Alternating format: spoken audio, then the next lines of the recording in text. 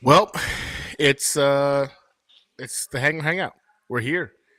Free agency is well on its way. We're seeing a bunch of the mock drafts coming out right now, and let's be honest, man, we're trying to figure out where we stack up in terms of what the rest of the AFC East has done in free agency. So tonight's hangout.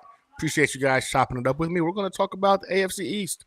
We're going to talk about what the other teams have done, what our rivals have done, where we stack up, and does it really matter at the end in regards to the output of hopefully the 2025 season? Again, I get it. We haven't done the draft yet, but free agency is a big part of the offseason. So, yeah, let's talk about it. I can do it all, I will never fall. It's the Renaissance, you know that I got the mother sauce, man. You know I'm the boss, I know what it costs. Have you ever lost? I'm so versatile, yeah, I'm a Renaissance, man. I can do it all, I will never fall. It's the Renaissance, you know that I got the mother sauce, man. You know I'm the boss, I know what it costs. Have you ever lost? I'm so versatile, yeah, I'm a Renaissance, man.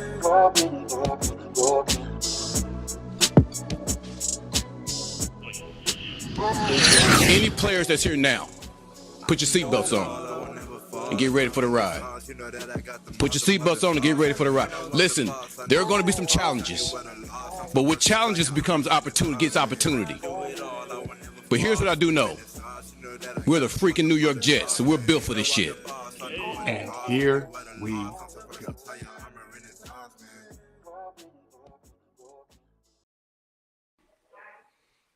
Here we go. Episode, what is this, man? Episode 46, I think it is, man. Of the hangout. Man, this thing is just they start merging together after a while, man. Yeah.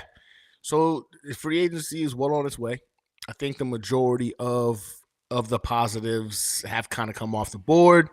Rondell Moore today was at the New York Jets facility, freaking having a conversation, potentially being that wide receiver 3 option for the New York Jets. Who knows? Nevertheless, the Jets have made a lot of moves, if I'm being honest, in free agency thus far. A lot of moves. Like it's by when I did the research for this episode tonight, I realized it was significantly more moves than even the Patriots, who had way more cap space. Definitely more than the Bills, more than the freaking Dolphins. But what it boils down to, right, free agency is how is that shaping us out for the offseason, right? How is it looking thus far as more people are doing mock drafts now and individuals are predicting who the Jets are going to bring into the building?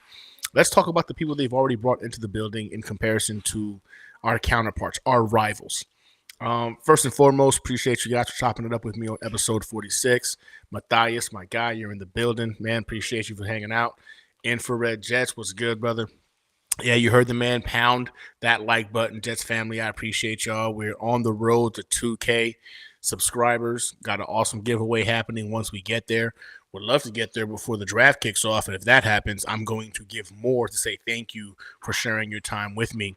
But yeah, definitely go ahead and pound that like button. And of course, share this with your friends and other individuals who might not know that I even exist. Very, very possible.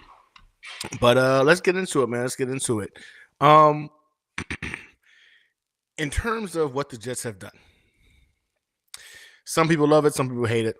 Is what it is. But free agency is literally starting to like dwindle down a little bit, and the AFC East, man, is looking a little different. If we're being honest, it's some moves have been made, some key moves, I think. You know what I'm saying, to go ahead and kind of like even things out in terms of the hierarchy of what the AFC East looks like. But let's just talk about, man, the Buffalo Bills. Buffalo Bills, man, they're the AFC East division champions. They currently hold or have the reigning MVP on their roster. The division goes through them. And how they move will dictate a lot of how the AFC East in general moves. That's just the sad reality of it. Those guys have figured it out, and now we have to follow suit. So with that said, the Buffalo Bills, man, they didn't really lose, in my opinion, anybody of I guess stout, right? Any kind of impact guys. But what they did do, man, is they did an incredible job, I think, in retaining their dudes. Like, and I want to get to that point where the Jets, where you draft the guy, you bring in the guy, they do their job for you, and the norm is keeping those guys in. That continuity becomes the norm, because the Bills did that this year, man. Bills did that, man. So the Bills wind up retaining Josh Allen. They paid him fat contract, deservingly so. Josh Allen was a top 3 quarterback in the NFL last year. Some are going to tell you that he was the number 1 guy because he won the MVP. But for me, there's tiers to this thing. Josh Allen is definitely amongst the elite tier. And it sucks to have to say that because, they're in our division. We went from Tom Brady to now Josh Allen being a bit of a face of the franchise in terms of the quarterback position. That's aggravating, but they retained him.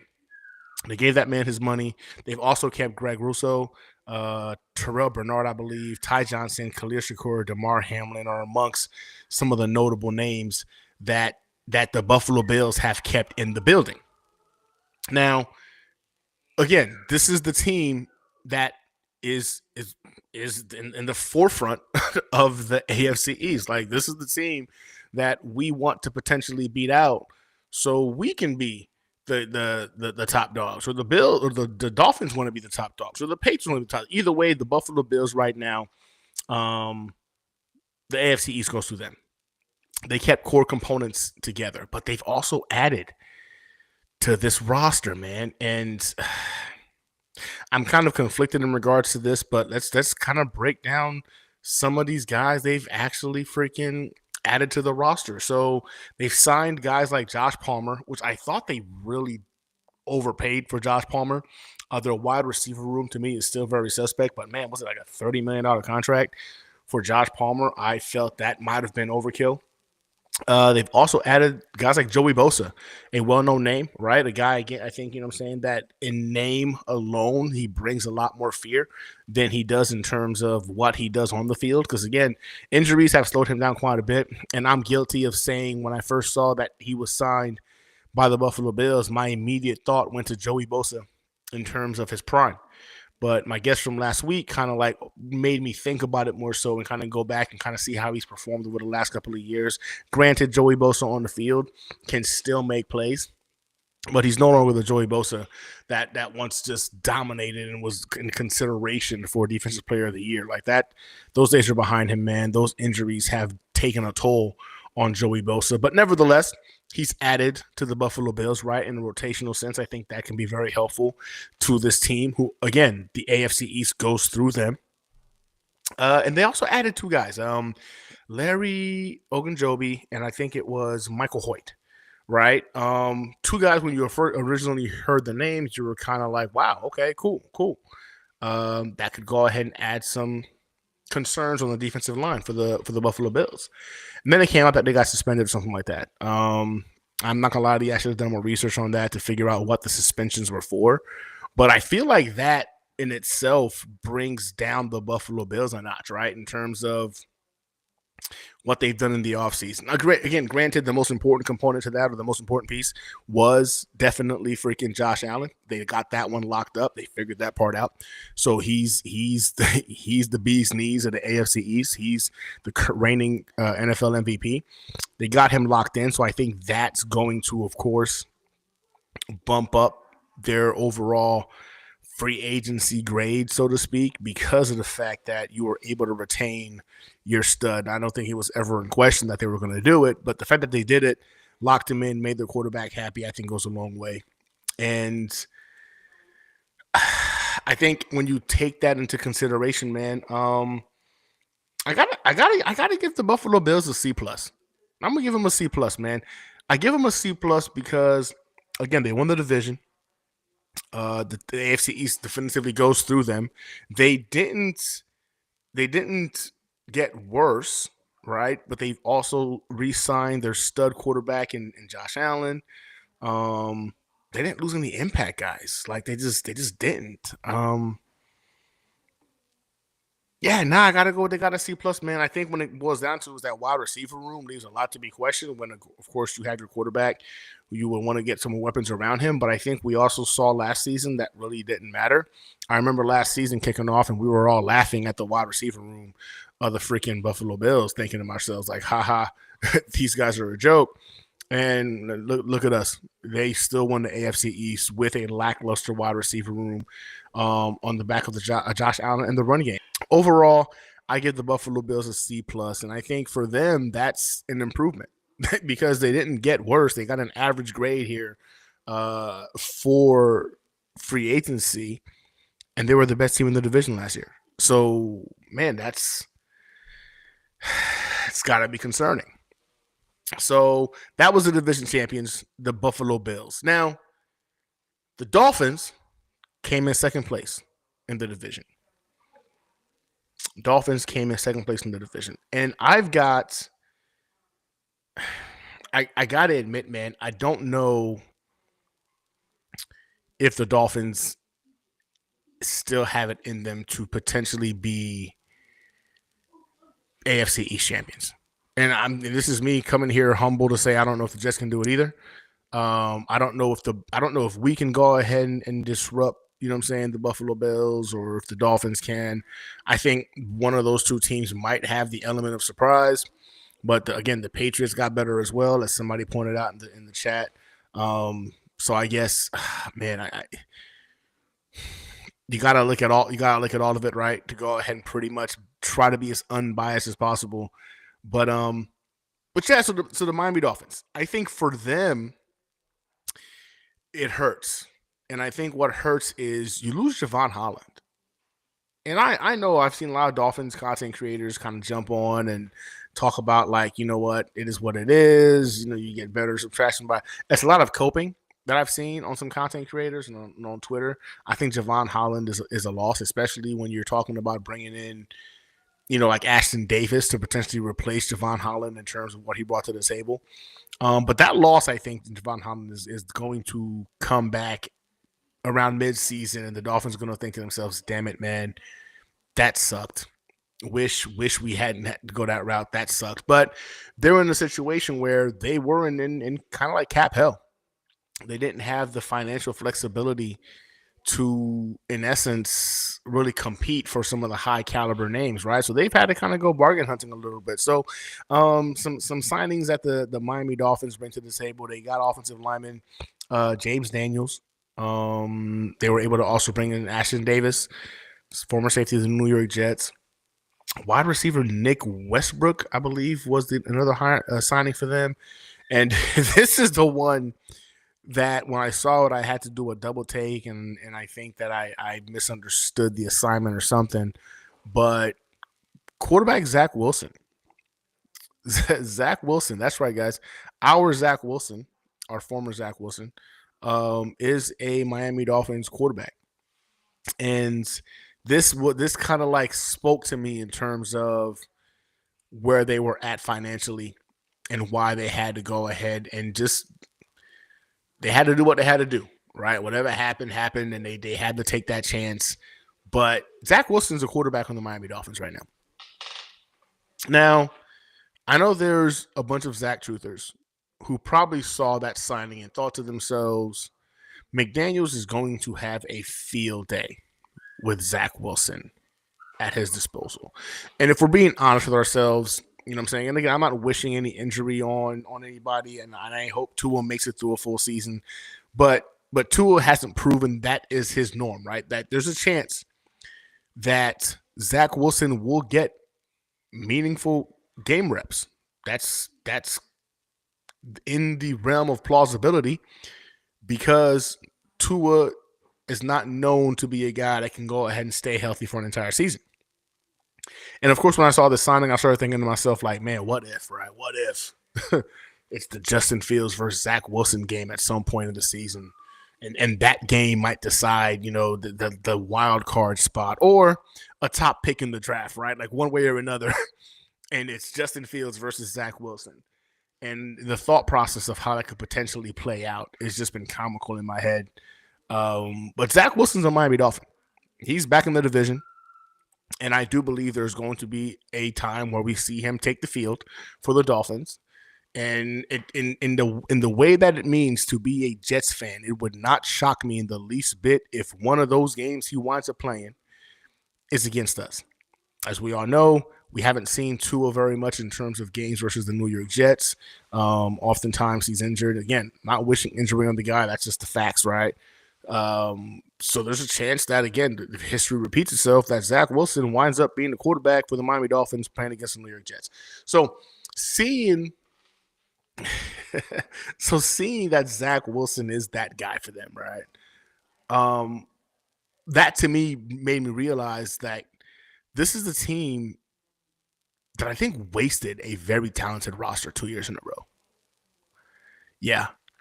I think the Miami Dolphins literally were in that conversation of contention the last couple of years because they had the high powered offense. They had the components. They had the quarterback when, everything was working well, was able to dice you up. Tua can make you pay when things are moving on rhythm and going as they should. But I think the loss of some significant talent and due to cap reasonings, having to let go of a lot of individuals, I believe they had to also let go like Raheem Mostert's off the team now too. I should have did more research on the Miami Dolphins in terms of their losses. I was looking too much on who they brought into the organization, but the Dolphins, man, like they're not in a rebuild, right? They're not in a rebuild, but they're in a retooling or restructuring of sorts. And they don't have the money to do a lot of that retooling or restructuring, and I think it's just a waste, man. I'm glad it's a waste. As a Jets fan, I don't want to see those guys succeed, so I'm glad that it's a waste. But they missed an opportunity. I think I do. I think the Miami Dolphins had a chance to realistically be in the conversation to dethrone the Buffalo Bills the last couple of years. They had the talent, you know what I'm saying? They had one of the fastest offenses in the NFL. They just couldn't capitalize. And they finished second in our division, of course. But I gotta give them a C minus, man. I gotta give them a C minus for this free agency class. Now, again, this is just free agency up to this point. They can still freaking make a trade, or they can still go ahead and bring somebody in. And then, of course, there's the draft. But I just feel like in terms of the hole they're in, right, with less talent around them, but we're still expecting them to do more. I think it's unfair, right? But at the end of the day, if you're a Dolphins fan, you got to look at that positively and hope and pray. My brother's a Dolphins fan, so he's hoping and praying that somehow, some way, this year 3, it all comes together and disregard the fact that talent will be lost and things will go. So he's hopeful. So I think like Jets fans, we're hopeful that the team figures it out and gets it right. So I think that's just the natural consensus of what it means to be a fan of our teams. And I think for Dolphins fans and Jets fans, it's a constant state of hope, while others consider it to be delusion. But if we're being honest, I think the Miami Dolphins may have missed out on a golden opportunity. You had a great running game. You had the top two. I mean, Tyreek Hill was the number one wide receiver in the NFL going into last season, and last year kind of fell off of a cliff, right? But this is a guy also who his skill set depends on speed, and he's only getting older. I, I'm not saying he can't still freaking stretch the field because the dude is built different. That's facts. But again, man, that's just another missed opportunity in my opinion because they didn't capitalize when they had things working out for them, man. So it is what it is. I think the Dolphins might even take a step back this coming season. Again, still got the draft to go on. We still don't know what they're going to do in terms of like the remainder of free agency. So anything can happen. It's football. Obviously, you play the games to see how things work out. But I think the Miami Dolphins, I think they did. But yeah, so I give them a C minus, man, a C minus. And I'm not gonna lie to you, they were tight on cash. They really were, and they did what they could. But the moment I saw Zach Wilson was brought in, man, it just made me start wondering, like, okay, are they just trying to go ahead and just put a patch roster together just to get through the season or what? So the Zach Wilson thing really had me thinking. But yeah, C minus for the Dolphins so far thus in free agency. And that brings us to the New York Jets. And I know I should probably do the New York Jets last, right? Because that's the side. But I'm doing it in terms of AFC East order. I want to go ahead and stick true to that. The New York Jets wind up finishing third this season, man. And I think it was it was a painful season for us as Jets fans. I think when we break it down, we expected so much more. Like I won't lie to you, man. I still sit here sometimes and I wonder how. How did it go so wrong when we came into the season with so much optimism? Again, not just from Jets fans, but from sports media, sports analysts talking about how this team was ripe and ready to go ahead and take advantage of the NFL. Like, for it to go ahead and be that hyped up and for it to end the way it did is literally the stuff of legend. It's the kind of loser experience that only us as Jets fans could experience. And now we come to the offseason and it's like, how do we how do we fix this? Like we thought we had the answers. We thought we were a quarterback away, just got to stay healthy. Thought the offensive line had got, but now we came into this offseason confused as to like how the hell are we gonna fix this shit, man? Like, cause it's what we thought we had, we clearly didn't have, and it cost us as Jets fans a lot of hope and energy because losing this season wasn't just like losing this season, but it set us back mentally and emotionally too several years. Like there's Jets fans who believe this team needs to be a full rebuild, that there's no talent on this roster, that it's a hopeless organization. And it's hard to argue with them because we've experienced the level of just misery that we've experienced. But let's look at it, man. So far, thus far, right? The Jets, I think they suffered the most losses. I think that we had a complete overall of our coaching and even veteran players, right? We lose our coaching staff, right? They're gone. We got a whole new coaching staff. But then you also lose your quarterback in Aaron Rodgers. You lose your wide receiver in Devontae Adams. You lose your offensive tackle in Morgan Moses. DJ Reed, you know what I'm saying, gone. He's out the window. CJ Mosley, a staple on this defense for the last several years. He's now gone. Hassan Reddick, Tyron Smith, those guys are out the window. They're gone. You lost some veteran experience. You lost some veteran leadership. You lost a Hall of Fame quarterback. You lost a Hall of Fame wide receiver.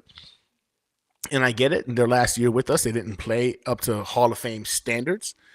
DJ Reed, I think, is a top 15 cornerback in the NFL. He's gone too. CJ Mosley, I got to give credit where credit is due. I think he's a major reason as to why our linebacking core in Quincy and Jamie Sherwood turned out the way they did. I believe he had a hand in making sure those guys matured and learned the position to where they played at the high levels they've played the last couple of years. But they're gone. They're gone. And I've been on the record saying that the Jets aren't rebuilding. It's not a rebuild year. We just need to go ahead and do this, that, and the other. But you look at the masses in terms of losses we just experienced, and man, I feel like if we're being honest with ourselves, it's a bit of a rebuild, guys. Like when you really look at it, it's a bit of a rebuild. And it's when you're talking about you turn over the coaching staff, you turn over the quarterback, you turn over, key components on your offense in terms of the wide receiver, you lose a captain on your defense. Like, guys, this isn't a retooling. It's not a retooling. And I apologize for having stated as much because it's not that. This is a bit of a mini rebuild. It really is. Now, again, I say mini because we do have talent on this roster. I do believe Garrett Wilson, Breece Hall, Jermaine, I think freaking Sauce Gardner, again, Quincy, Jamie and Sherwood, Odu Fashanu, Tim. I look at this roster and you see like, there's real talent here. Foundational pieces, cornerstone pieces. Some would even say elite playmakers on this roster. So when you have those components on your roster, especially young talent on your roster, you can't really consider it to be a rebuild, like a full rebuild. But let's be honest, man, we lost some key components, man, and it sucks. It hurts. It's a bit of a mini rebuild. Again, we lost Aaron Rodgers. We lost Devontae Adams. We lost Morgan Moses, DJ Reed, CJ Mosley, Hassan Reddick, Tyron Smith didn't really do much, but still they were lost. However, we did retain Jamie and Sherwood. We also brought back Jamon Davis, Kene Nwangu, and Isaiah Oliver. Now, we signed a bunch of players. The Jets signed a bunch of players, starting with Justin Fields. We brought in Justin Fields. We also brought in Brandon Stevens, Andre Sisco, Chris Boyd, Stone, Smart, Byron, Coart, Jay Tufel, Derek Nandi, Josh Myers is another one that we brought in. Tyler Johnson, Reed Weaver, Okafor, I think, is the other guy, and then the punter, Austin something. We brought in a punter, Austin something. That's a lot of pieces, a lot of new pieces. We brought a lot of guys in. Again, I think bringing in that many people though was by design. I think the Jets looked at it with Aaron Glenn and Moji, and they were thinking to themselves, okay, so the old regime didn't work out. That plan didn't work. We got to kind of go back to the drawing board a little bit. We see we've got some foundational pieces in the building.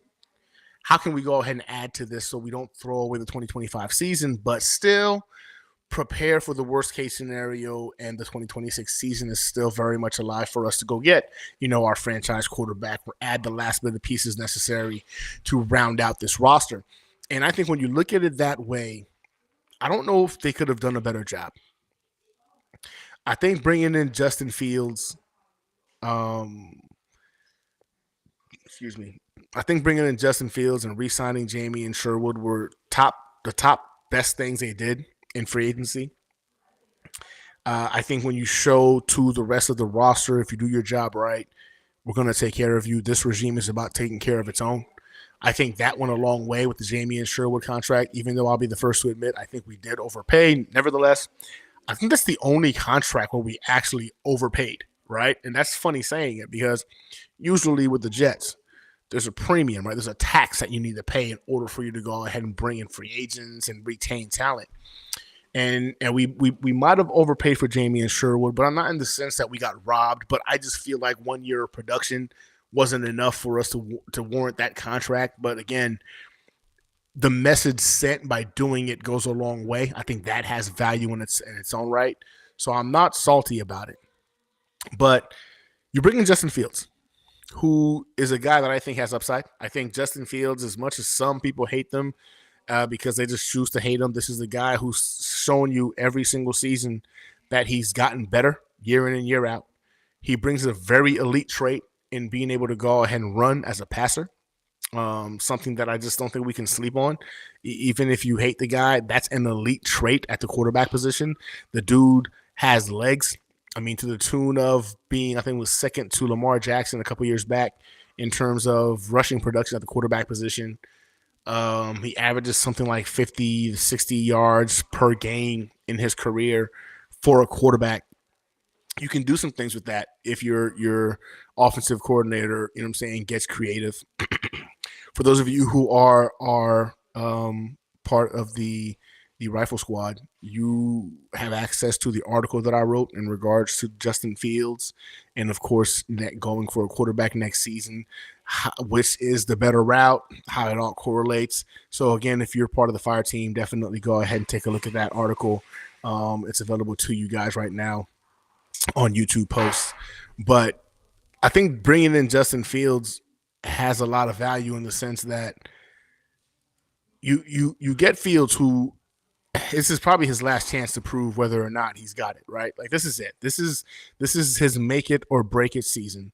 Justin Fields either needs to show up and put it all together and show he belongs as an NFL starter, or he's forever a backup in the NFL, right? This is your last opportunity, team number 3, to go ahead and show us you're a NFL caliber quarterback.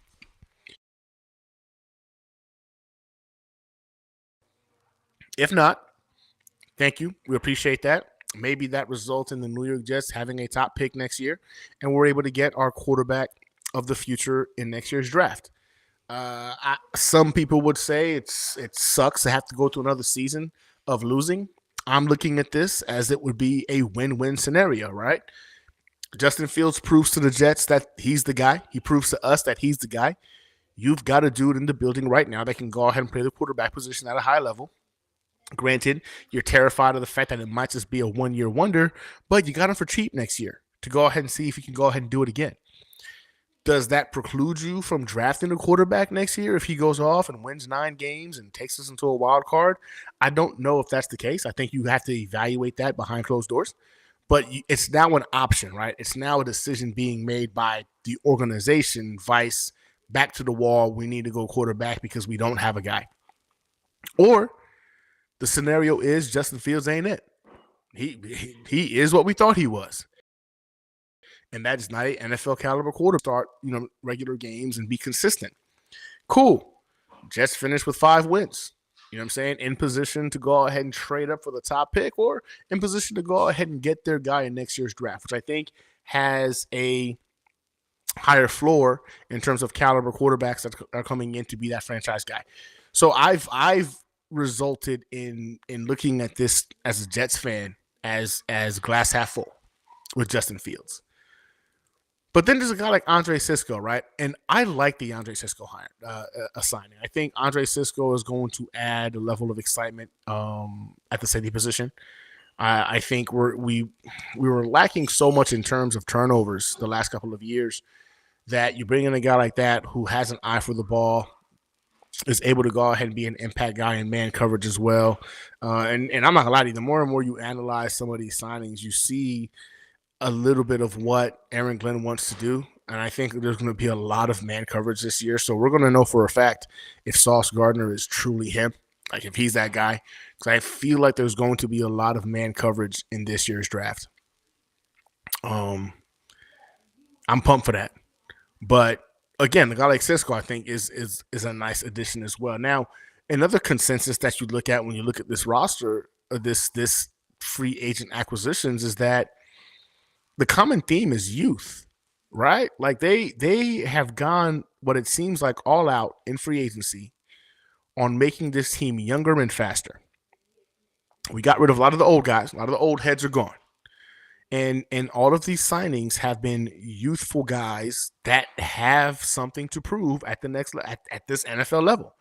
They've got a chip on their shoulder. Guys who I think they look at and think to themselves, we can go ahead and coach this bad habit or that bad habit out of them to go ahead and get an NFL caliber starter. And that should be exciting if you really believe that Aaron Glenn is going to be that guy. If you really believe that Aaron Glenn is a coach, an NFL caliber coach, and you're looking at the people he's brought into this building and you're looking at them and you're thinking to themselves, man, they have flaws, right? But they're coachable flaws. Maybe Aaron Glenn saw the youth aspect and thought to themselves, boom, bring them in. We're going to coach this out of them, and they're going to be NFL caliber starters. You got to look at that component in terms of what the free agency aspect looks like. I looked at this, man, and it took me a minute because I didn't want to be freaking biased, right, as a Jets fan. I didn't want to sit here and be like, oh, man, I'm going to give them an A, right? Like, because, again, as a Jets fan, sometimes it is difficult to kind of separate, you know what I'm saying, the fandom from objectivity and looking at this and thinking, okay, this is where we need work. We need work here. But imagine if Fields puts it all together. Man, imagine if this is the year like Fields becomes our Baker Mayfield, our Geno Smith, our Sam Darnold from last year, right? And it's a consistent process where he's also incorporating that elite trait of utilizing his legs. And Tanner and Aaron Glenn get into this kid's head, and now he's a NFL caliber quarterback. That changes things, right? That if you happen to get your franchise guy in free agency for pennies on the dollar, in essence, that changes a lot of things, right? But again, me sitting back and looking at this objectively, I got to look at what the Jets have done. And even though I like the moves in terms of keeping Jamie and Sherwood, I like the moves and bringing in a Justin Field. I was banging on the table to go ahead and bring him in as the only real quarterback option. I think realistically, I think the Jets, you got to give them a B minus. Some of you will say a C, which is, I get it, but a B minus for me is what I would give the New York Jets. And that grade also incorporates the hiring of Aaron Glenn and my belief that he can be a difference maker with this roster. So it's not just that, the free agents and the sign. No, I think that grade for me, the B minus, would also incorporate Aaron Glenn and what he brings to the table as an NFL coach. That leaves one more team. The the New England Patriots. And I think I speak for all Jets fans when I say it was awesome, just absolutely awesome seeing this team falter and fall into the basement this season. It was an enjoyable moment for us as Jets fans, Bills fans, Dolphins fans. We were all rooting for it. We all loved seeing it. The Patriots were bottom of the barrel this season in terms of the AFC East, the basement. Love to see it. Hopefully we can keep them there moving forward, but it was a fun time to see it. But with that said, they also entered the offseason with the most cap space in the league and a top 5 pick. And they also brought in Mike Vrabel at the head coaching position. Yeah, the Patriots situation sucks. And I say it sucks because I am going to do a breakdown of what they did in the offseason, and I absolutely hate it as a Jets fan. If you're a Dolphins fan, you hate it. If you're a Bills fan, you probably don't care because I think in terms of the quarterback position being head over shoulders, above those guys, you feel pretty confident. But for the rest of us in the division, seeing the Patriots get better, that sucked.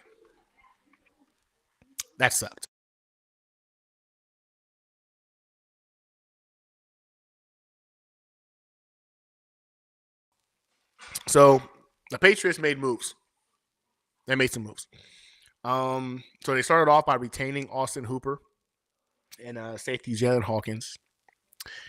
But then they went on a frenzy.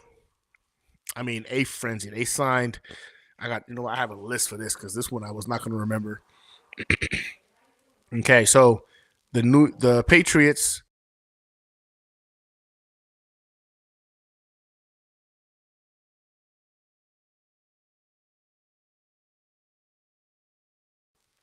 So they signed Harold Landry, Robert Spillane, Carlton Davis, Morgan freaking Moses, Milton Williams. They brought in Joshua Dobbs as well at quarterback. Chris Tonga, wide receiver Matt Collins, defensive end Clavon Chasen, safety Marcus Epps. They brought in guard Wes Schweitzer and center Garrett Bradbury.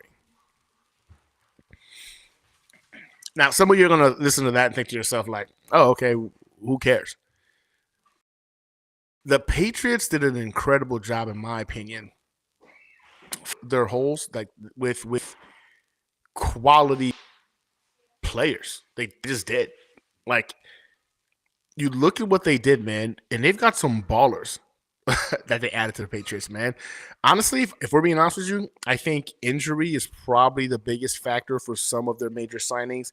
You look at Moses, Davis, Landry, and Epps specifically are all coming into this year off of injuries from last year, but they signed some pretty favorable contracts, except for Morgan Moses, who I thought 3 years at his age, that seemed like a lot. But again, the Patriots had to pay a premium to go ahead and get players in the building.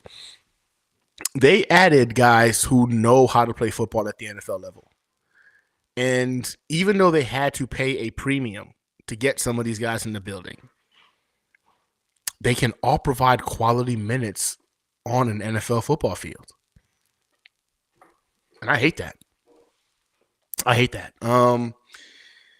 And then to make it worse, you couple that with freaking Mike Vrabel. As their head coach. And I can't help but look at the Patriots having done a pretty good job in kind of taking a step in the right direction this offseason. And don't forget, they still have the number 4 overall pick in the draft. They're not done yet. They still got the number 4 overall pick in the draft. They still got some money. And again, they got Mike Vrabel back there at head coach, calling the shots. Even though they had to overpay.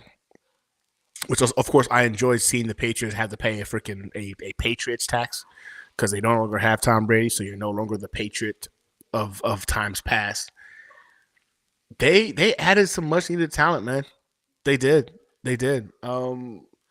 You also add a head coach that's passionate about the organization and has he's proven that he can coach at the NFL level. Like there's no questions about what Vrabel brings to the table.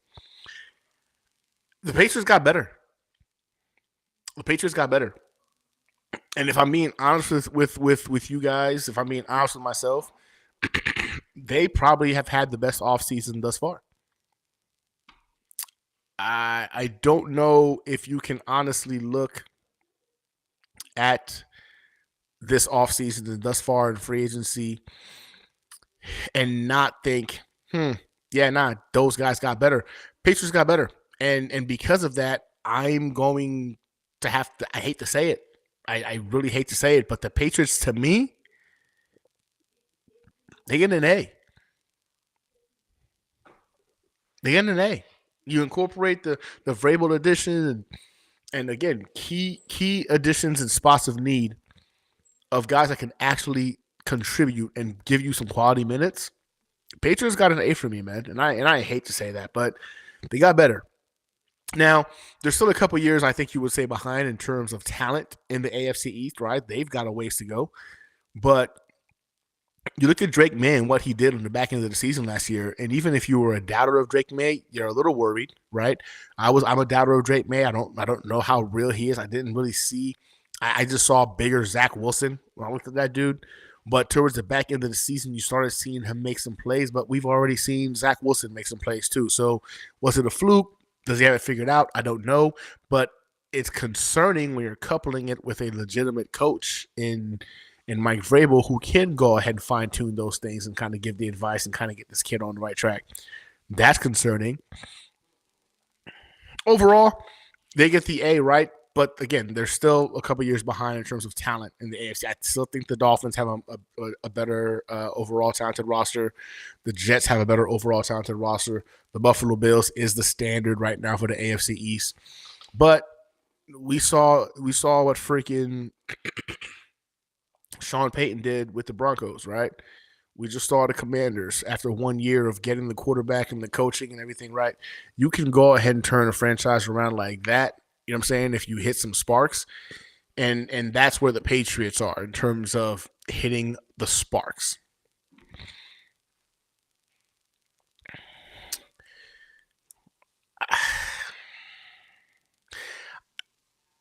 The Patriots, I think, of all the teams in the AFC East have dramatically gotten better. I think the Buffalo Bills, they're the standard, you know what I'm saying, for what they needed to get done. They're better. I think the Jets got better just by process of elimination in terms of our coaching staff, which I don't believe for a moment the Jets had a single game this past season where we had the advantage on coaching. So for me, the advantage that the coaching staff means we got better. And then you add a lot of youthful guys, you know what I'm saying, with upside. Love to see that as well. So Jets got better. The Dolphins, they stayed relatively the same, if you want to ask me, even though you would argue that maybe they got worse, but you're going to have some guys coming back from injury. That's going to be a year removed from injury. That could have also improved them on the defensive line. So overall, the AFC East, man, everybody got better. They got better. But the Patriots, I think, took a massive step. They did. We got a super chat from the big fella. Again, I appreciate all of you guys for chopping it up with me, man. Wow. Okay, I got a lot of guys here I got to say what's up to. Infrared, Mathis, Matthias, JC, Infrared again. Franklin, what's good, man? How you doing? Wild Wave, my guy. How you doing? Sean, appreciate you, man. How you doing, brother? The big fella. Appreciate you, man. I'm doing my best, man, trying to keep this content going. So I appreciate you guys for spending your Tuesday nights with me and hanging out at the hangar and talking New York Jets off season, especially during this dead of times. That you guys are still here chopping it up. I appreciate you guys. Big fella, you asked the question, man, with a super chat. I appreciate the $5 super chat, brother. Gunny, Will we see how good the vets were by the play of their teammates that are still here, and if their work ethic and leadership wore off on them? I think so. I'll be the first to admit. I think the loss of C.J. Mosley. I think we're going to have a really good idea of whether or not he was hands on with Quincy and hands on with Jamian or not. Right? Like if those guys continue to go ahead and show progress, then boom, maybe he was more of that coaching, mentoring type. But if like they fall off of a cliff, we have to start wondering, damn, was CJ pretty much directing them where to be? You know what I'm saying, before each play? Because again, CJ was that cerebral guy who kind of saw the field differently. So I agree, man. I do believe that we'll see how good the vets were by the play of their teammates. I do believe that. Work ethic matters, man. You got to think guys like Devontae Adams. You got to think guys like Aaron Rodgers. These guys who've seen what right looks like. You would hope some of that stuff rubs off on like a Garrett Wilson. You know, maybe Tyrod and freaking Jordan might have gotten a couple of things, winning traits or practices from Aaron Rodgers. So this season's going to be telling, man. I think that this season's going to be very telling in terms of not just the talent level we have on this roster, but if we actually have the right coaching staff. I know some people say like you got to give it a couple of years, but I think for Jets fans, man, we've seen bad football so much that we're going to have a decent idea by the end of year one if Aaron Glenn is the dude. Like if he can figure this thing out. I think during the draft you're going to see a couple of guys kind of question whether or not we've got the right kind of scouting minds at one Jets drive, but it's all going to trickle down, man. And I think, yeah, the work ethic and leadership component, man. We'll see if the Morgan Moses of the world and the Aaron Rodgers and the Devontae Adams, if they were able to go ahead and leave off some positive attributes to these guys. I hope we see it. I hope we see it because that's only going to go ahead and allow them to develop that much faster. There was a comment that JC had left. I wanted to go ahead and get to it. Would love your feedback on which AFC team you feel has the best coaching staff, OC, DC, and head coach. Listen, so this is going to be twofold for me, right? I think OC, DC, and head coach, I'm going to just be honest, man, it's the Buffalo Bills. And I say that because they're bringing to us continuity. They're bringing to us continued success. You've seen it time and time again over the last couple of years. Those guys got it figured out at the very least when it comes to dominating our division. But then after that, I think the second best head coach in the division is Mike Vrabel. I think it's Mike Vrabel. And I say that because we've seen what he accomplished with Tennessee. I know some will say, well, towards the back end when he lost like AJ Brown and whatnot, like he started going to a spiral, which is accurate. But he also took that team to the playoffs with, I would say, limited talent at the same time. His team was pretty well disciplined. Those guys were good at stopping them. Like his teams weren't asshats. They weren't shitbags, right? Like so we saw a guy who can actually lead men, grown men, when it comes to this game of football. So I think Mike Vrabel is probably the second best head coach in our division. I would say Mike McDaniel is the second best offensive mind in our division. And so in terms of where that leaves the New York Jets, I think we probably have the second best defensive minds in terms of our coaching staff. But if I had to rank them out, I would go coaching staff. I would go Buffalo Bills as the number one coaching staff in the division. I would go Patriots, second best coaching staff in the division, only because we've seen Vrabel do it. We've seen what's his name, Daniels do it as well, the OC. So I would go. They have the second best coaching staff in the division. And honestly, man, third, I feel like I want to say it's a wash for me because we know McDaniels can dial up plays, but a lot of the stuff you've heard about how like the team kind of walks all over him, the players do what they want to do. I don't think to yourself like leader of men. You know what I'm saying? That's a coach. So even though like he's done it for the last couple of years, 3 years now, with the Miami Dolphins, a lot of stuff that's come out in regards to how that operation is ran. It kind of speaks to how like this team seems to die off right towards the back end of the season, even when they start off hot. So I would put them in the same category as us, the unknown category. I don't think you really know what you have. Now, I'll say this. I do love what Weaver has done with the Dolphins defense last year. I thought they were going to take a major step backwards after they freaking lost old boy to the Eagles. Brain fart right now. But Weaver to me was very impressive. I was shocked by how well he coached those guys and how much he got out of that defense. So I'll still put them in that same, like that in terms of third. It's a wash for me until we see otherwise. I think it goes Buffalo Bills coaching staff. I think it goes Patriots coaching staff. And then between the Jets and the Dolphins, we're going to have to figure it out. I think it's a lot of unprovens or inconsistencies in terms of the coaching staff. Infrared just talking about he got us at 7 wins. If and when we hit the mark, I'll be happy camper for Coach Glenn's first year. I think that's fair, right? I've got us between 7 and 9 wins. I think 9 wins, we sneak into a wild card spot. We get bumped, in the first round of the playoffs. Of course, in the playoffs, anything could happen. But I don't see the Jets really being a juggernaut this year. I think it's going to be a painful season for Jets fans.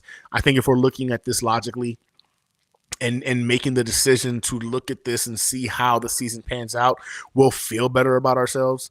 I don't want to put us in a situation or put myself in a situation to where I jump the gun and start talking like, man, this is gonna be the season where we break the playoff drought. I got us at 7 to 9 wins if things pan out. Like if things pan out, like work in our favor, 7 to 9. If they don't, and Justin Fields is who we thought he was, and he hasn't taken that next step, and he's not him, the Jets can just as easily win anywhere from 3 to 4 games. Another massive loss I forgot to bring up was Eccles. That sucked. Appreciate you bringing that up, Matthias. That sucked. I was really actually hoping that we would sign Eccles to an extension, and he would be the guy who can go ahead and compete for that number 2 spot on the other side of freaking Sauce Gardner. I like what I've seen more in him than what I've seen thus far in Brandon Stevenson. Like I have some questions in regards to that pickup to be the number 2 guy with the amount of money we gave him. So I was a little salty. I was actually very salty we let go of Eccles. I forgot to add him, so I apologize for that. Franklin, you are generous with the grades, Gunny. Again, this is me doing the grades in terms of like the AFC East, right? So if let's just say I did the whole AFC or even the whole NFL, I would knock every single person 1 tier down. So like my highest grade being an A for the Patriots, it'd be a B if we're incorporating the entire NFL. But I wanted to go ahead and just compare it in terms of how the moves made were going to impact the AFC East. Again, easiest way to get to the playoffs is to go ahead and win your division, right? So I was looking at it that way when I made the grades. But if you're talking about NFL wide, go ahead and knock off a letter grade on each of them, and that's where we stack. Well, it means that we'd be at like a freaking C minus, and Dolphins would be at like a D. Like so, that you just do it that way. Like you just knock off a full letter grade, and that's where we would be at again, NFL wide. Now, again, in the AFC East, I felt like boom, that made a lot of sense. In terms of again trying to win our division, which I don't think we're going to win our division, but I'll never say never because you never know. The fact that we've got a new head coach in the building and you bring in a quarterback with the elite trait that Justin Fields brings to the table with his legs, I feel like anything can happen, right? I'm not saying it's going to happen, but if you get the OC to go ahead and Tanner to go ahead and create some packages to really compliment Justin Fields, man, it would not shock me in the least bit if we saw some exciting football. But I'm not betting on it. I'm not putting money on it that the Jets are going to go ahead and figure out and be the AFC East champions or whatever. I got us at 7 to 9 wins if things go right. But just as easily, it could be a 4 to 5 win season. But the good news about that is we're within striking distance of getting our franchise quarterback for next year. So you got to look at a little bit of both aspects. So Jimmy asked, why is everyone getting excited about Rondale Moore visiting? I don't know if it's excited. I don't know if it's excited. I just think that when you look at Rondale Moore, you're looking at a guy who I think could be a gadget guy, right? Like a guy you can go ahead and, you know what I'm saying, get them screen passes to, a couple of jet sweeps. Like he's just he's a speed guy, right? Coming out of college, I think a lot of individuals like Rondell Moore. He's a smaller guy, but again, this is a guy you can go ahead and get some trick plays going, utilize his speed and get him in space to go ahead and make some individuals miss. And let's be honest, man, the wide receiver room right now, it's Garrett Wilson and who? Somehow Alan Lazard is still on the roster. I could have sworn by now he would have been cut, but they haven't cut him yet. So starting to worry a little bit.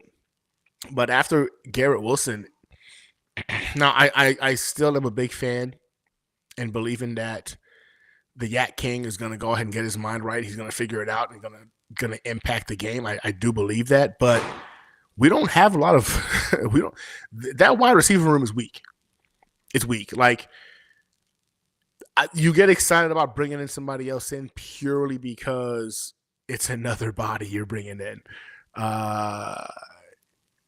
Yeah. So I think that's why you're seeing a level of excitement about Rondell Moore, but it's just more because, okay, good. They know they still need help in the wide receiver room. They're not done. And that to me is key. Dark Soldier hit us with McDaniel is overrated. He doesn't know how to adapt. Ran the same scheme when Tua was out.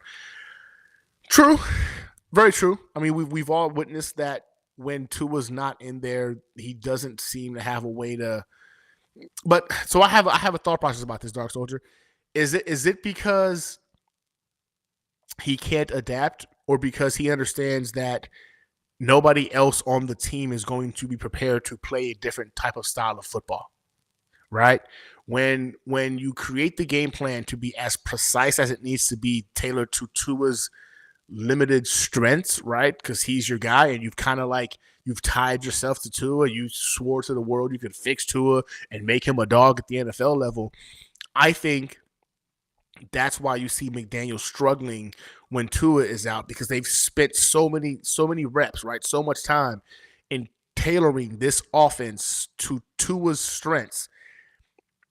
And that means you eliminate a lot of what other quarterbacks can do well. And if a quarterback is not timing precise the way Tua can be, it throws the whole thing off. I think there's a reason behind to McDaniel's limitations.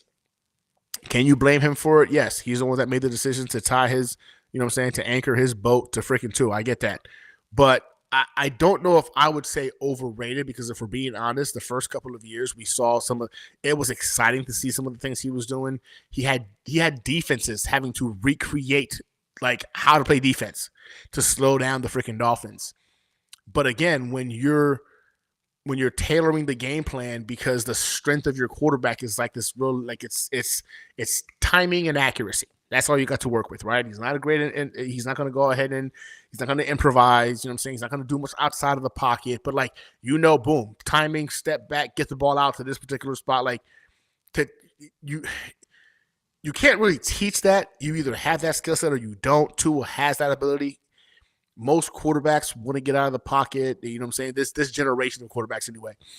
Get out of the pocket, extend plays, improvise a little bit. No, Tua's superpower is just trusting by the time I put my back foot and get rid of the ball, Tyreek Hill's going to be there, or Waddle's going to be there, or Moster's going to, whatever is going to be there. I got to get the ball there in this particular time frame. And I think that's why the offense may be limited to other quarterbacks, because there's not a lot of those guys in the NFL, right? That can be that disciplined in just trusting in the 1, 2, 3, boom, get the ball out at that particular location. That's a play. Tua can do that. So if you want to give Tua a superpower that he does well, it's that. And I think it does limit McDaniel's offense quite a bit, because I don't know how many quarterbacks, you know what I'm saying, you can ask to bypass, you know what I'm saying, to just bypass like, the instinct of self-preservation or scanning the field or wanting to extend plays, or like quarterbacks are usually more aggressive. You want them to be aggressive, right? You want them to get the ball downfield, play within the confines of the system, but be aggressive. Now, Tua has to be disciplined to know, boom, 1, 2, 3, ball out. It needs to be over here right now. So I think that's the reason why McDaniels is limited, is because That's what they practice. Thousands and thousands of reps, I believe, has to be practiced with that offense for that offense to work. You see, the moment anything is disrupted in the timing of the offense, the whole offense falls apart. There's so much time and effort put into that precise timing. That's why I think it's limited to what McDaniels can do with another quarterback that doesn't get the reps, in my opinion. Again, my opinion is all that is. You might be wrong. Maybe he is overrated. But I just remember seeing the first couple of years, defensive coordinators had to reinvent defense in order to slow down the Miami Dolphins. You don't get defenses to change the defensive playbook, you know what I'm saying, because you're overrated. I think that there's something to that.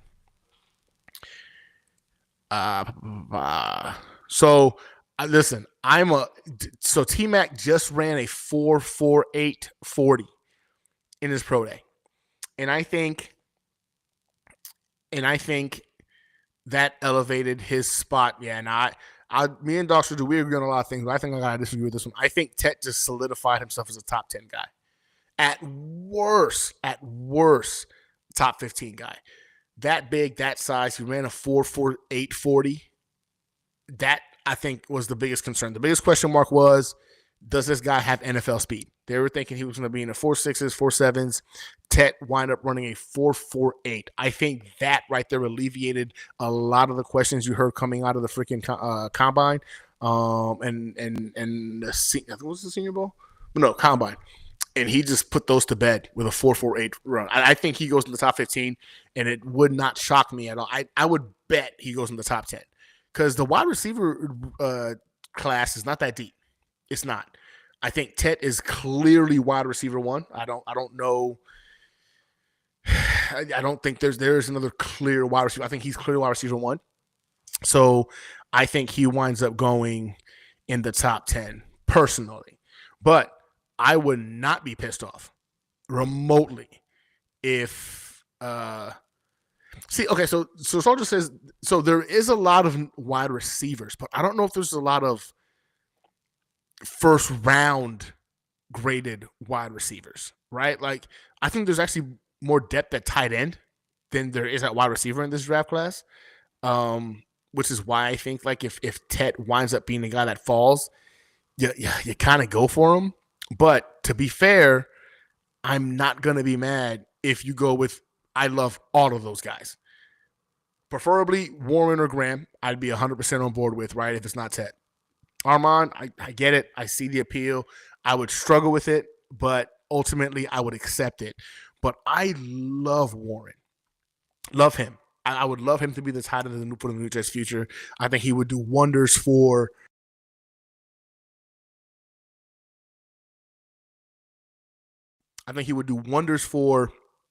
whether it's Justin Fields or whoever it is. That guy is going to be a stud. I think he's going to be a top 5 tight end in the NFL. Wouldn't shock me if he snags the number 1 tight end a couple of times, you know what I'm saying, in his tenure, in his career.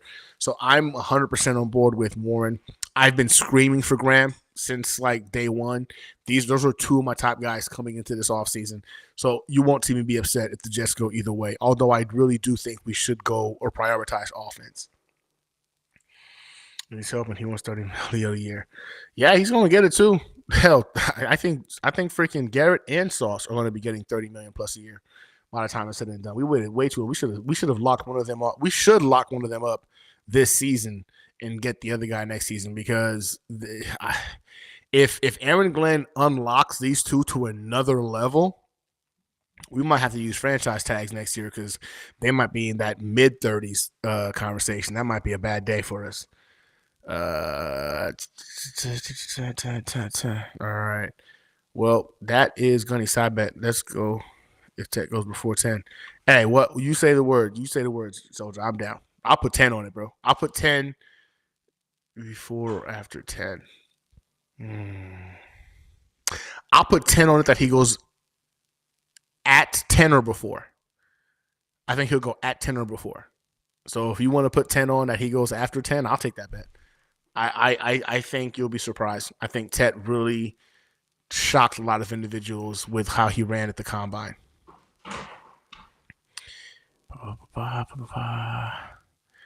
All right. All right, guys. Well, that's an hour, y'all. That's an hour. This was. I love the conversation, man. I love how you guys engage and interact, like in the comments, and this is what the Hangout is all about. Just a bunch of Jets fans, football fans. Some of y'all aren't even Jets fans. Just getting in here. Okay, bet y'all heard it here. So me and Dark Soldier got 10 on it. So I got that Tet will go at 10 or before. He says he's gonna go after. So $10 goes to me. if I get it, $10 goes to him. I'll Venmo, Cash App, whatever it is, and then I'll of course announce the. In fact, I'm probably gonna do a freaking live. I'm probably gonna do a live for that first round. So it'll be on screen, whether I lose or win, right? Either way, but bet that we digital shake on it. Dark Soldier, me and you, $10 on this bet. Clip it. I see Jimmy just says clip that. It's clipped. $10 on it. But yeah, one last thing. So I would love for this scenario to happen, Infrared. I really would. I just don't see a scenario where someone's going to give up capital to come up in this draft class. And could it happen? Yeah, I just think it's highly unlikely. But if it did happen, I would not be opposed either, because again, you stack up some picks. Hopefully, a couple of them in next year's draft. Because again, I think next year's draft is where you gotta throw the bag at whoever to go ahead and go get your quarterback. If Justin Fields proves he's still not the guy, but yeah, if I win, you should send me a signed jersey. See, that's a far fetch from a $10 bet, Dark Soldier. Leave it to Dark Soldier. Like, hey, let me get a signed jersey. Yeah, those are definitely way up there if I used the $10 bet. But I'll hold you to that one. I got the $10 bet. I'm definitely going to go ahead and lock you in on that one. But again, that's a great segue, Dark Soldier. I appreciate you. We're trying to get the 2K subs. We got a Joe Namath autographed jersey we're going to be giving away once we get to freaking 2K subs. If we do it before the draft, there's going to be another autographed jersey giveaway and an autographed mini helmet giveaway to accompany it. So there's a chance, Dark Soldier, that, you know what I'm saying, you'll be in the drawing for that, to get one of those freaking jerseys. So we just got to get the 2K. So again, don't forget to like and subscribe. And of course, tell your friends, man, about the show. It's all about the Hangout. This is all about us just sitting here talking Jets, man, having a good time. And then making bets about who's going to get drafted when, obviously, in the draft. But yeah, listen, I appreciate you guys. I'm going to go ahead and grab some dinner. Got an early morning to get to the office tomorrow. I appreciate you all for chopping it up with me, man, and then talking New York Jets. Man, Jimmy Jets, my guy. Got to do it. Got to do it. Okay, so before we jump off, this is a great segue, man. Appreciate you, Jimmy Jets. JC says, this was a great live. I'll make sure I keep everyone honest with the bet. I think we have to get Tyler Warren. It makes things easier for Fields. Agreed. And if it's not Fields this year, it'll be the quarterback of the future for next season. That I think what Tyler Warren can do for a quarterback is it could literally be game-changing in their development for that quarterback. Don't forget, man, Tyler Warren is a former quarterback himself that has learned the tight end position. So this is the guy who understands what the wide receiver is supposed to be doing, what the tight end is supposed to be doing, what the offensive line is supposed to be doing, because he played quarterback, right? So this is a guy that can be an asset, I think, at the next level for any quarterback that we wind up making the franchise guy. So yeah, I'm with you, man. I think he makes life a lot easier for Fields or whoever it's going to be in the future. All right, last thing. Shout out to my boy Jimmy Jets, man. I appreciate you, dog. Gifted 5 memberships to Gunny's Vire Team Bravo. Those recipients are Clancy New York Jets, Jets Worldwide, the Big Fella, and Party with Peg and Artie, and of course Daniel Yanez. So again, thank you, freaking Jimmy Jets, for freaking gifting those memberships. I dropped an article earlier today for those memberships too, so go check that article out. It breaks down again, Justin Fields or the quarterback of the future in next year's draft. I appreciate you all for chopping it up with me. Jimmy Jets, you're a G.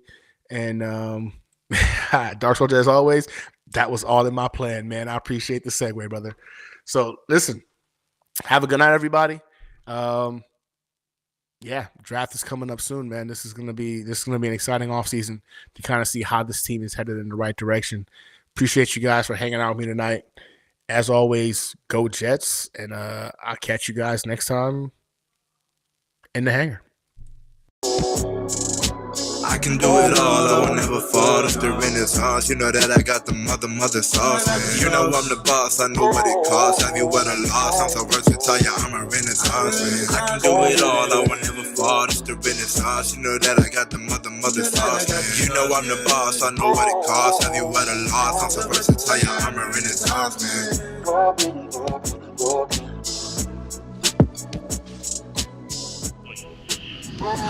Any players that's here now, put your seatbelts on and get ready for the ride. Put your seatbelts on and get ready for the ride. Listen, there are going to be some challenges, but with challenges becomes opportunity, gets opportunity. But here's what I do know. We're the freaking New York Jets, so we're built for this shit. And here we